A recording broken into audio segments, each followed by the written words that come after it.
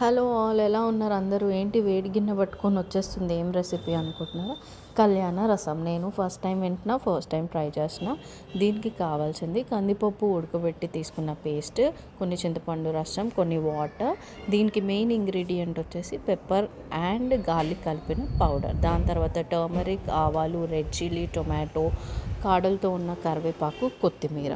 ఇది నేను ఫస్ట్ టైమే ట్రై చేస్తున్నానండి. నాకు ఈ రెసిపీ అంతా పప్పుచారు రెసిపీ లాగా అనిపించింది. Only with that main ingredient pepper and garlic powder వల్ల కొంచెం టేస్ట్, ఆ స్లైట్ డిఫరెన్స్ తెలిసిందన్నమాట. సో దీనికి నేను కుక్కర్లోనే చేసేస్తున్నాను, మీరు మీ ఇష్టము.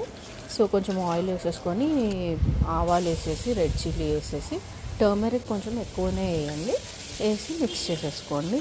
అది కొంచెం కాగిన తర్వాత కట్ చేసుకున్న టొమాటోస్ యాడ్ చేసేసేయండి.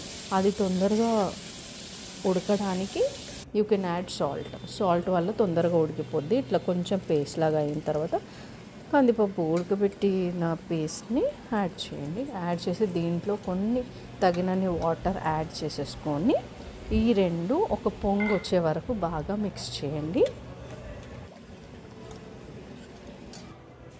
ఇలా పొంగు రాగానే మనం చింతపండు రసం తీసాం కదండి, అది కూడా యాడ్ చేయండి. నేనైతే పులుపు ఎక్కువ ప్రిఫర్ చేయను, నాకు ఇష్టం ఉండదు. సో కొంచెం చింతపండే యూజ్ చేశాను. మీకు ఎంత కావాలో అంత పులుపు ఇష్టమైతే మీరు ఎక్కువనే యాడ్ చేసుకోండి. దీంట్లో కాడలతో ఉన్న కరివేపాకు టేస్ట్ ఎక్కువ వస్తుందంట, సో అలాగే వేసేసాను. వేసిన తర్వాత ద మెయిన్ ఇంగ్రీడియంట్, అంటే ఆ స్లైట్ డిఫరెన్సియేషన్ తీసుకొస్తున్న ఇంగ్రీడియంట్ యాడ్ చేయాలి ఇప్పుడు. పెప్పర్ అండ్ గార్లిక్ పేస్ట్ అనమాట.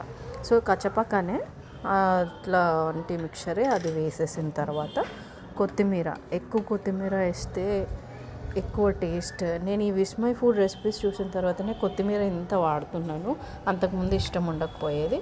సో అంతే అండి, మరిగిన తర్వాత తీసేయండి. టేస్ట్ ఎలా ఉందో తర్వాత చెప్తా. బాయ్.